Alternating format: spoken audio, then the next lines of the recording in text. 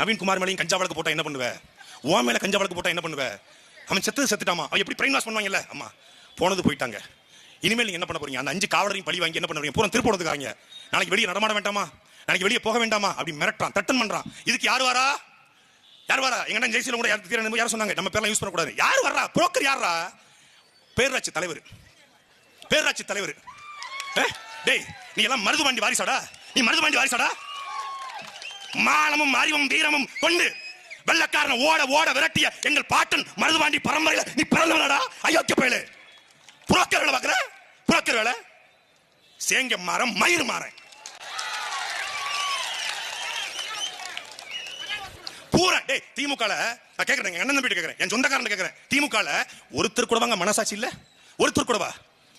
முதலமைச்சர் ஸ்டாலின் இந்த கண்ணனையும் ராஜாவையும் இந்த சங்கர மணிகண்டனையும் இந்த பிரபுவையும் ஆனந்தையும் போய் அஜித் குமார் அடிக்க சொல்லல. நாங்க ஏத்துக்கிறோம், சொல்லல, ஏத்துக்கிறோம். அவர் போய் இப்படி கொல்லுங்க பாட்டு சொல்லல. ஆனா தன்னுடைய கட்டுப்பாட்டு வரக்கூடிய ஒரு துறை, தன்னுடைய கட்டுப்பாட்டு வரக்கூடிய துறை, அதுல ஒருத்தன் இறந்து போயிருக்கிறான். தொடர்ச்சியான மரணங்கள். சாத்தான் ஆட்சி, அதுக்கு சாத்தான் குலமே சாட்சி என்று பேசிய திமுக உங்க ஆட்சியில துள்ள துடிக்கி இறந்து போயிருக்கிறான். சிசிடிவி ஃபுட்டேஜை மறைக்க பார்த்திருக்கீங்க. எஃப்ஐஆர் ஃபேக் எஃப்ஐஆர் எல்லாம் நடந்துச்சு.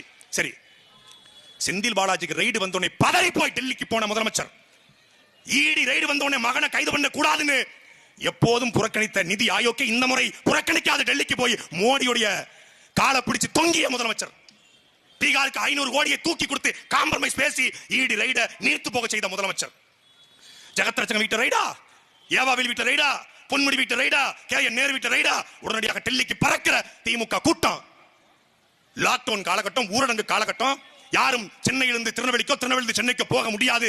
லாக்டவுனை தளர்த்தி கொண்டு, ஊரடங்கை தளர்த்தி கொண்டு மரியாதைக்குரிய உதயநிதி ஸ்டாலினுடைய ரசிகர் மன்ற தலைவர், பள்ளிக்கல்வித்துறை அமைச்சர் அன்பில் மகேஷ் பொய்யாமொழியும், விளையாட்டுத்துறை அமைச்சர், துணை முதலமைச்சர் உதயநிதி ஸ்டாலின் ஏறிக்கிட்டு போனீங்களா சாத்தாங்குளத்துக்கு? இப்ப எங்கடா புடுங்க போயிட்டீங்க?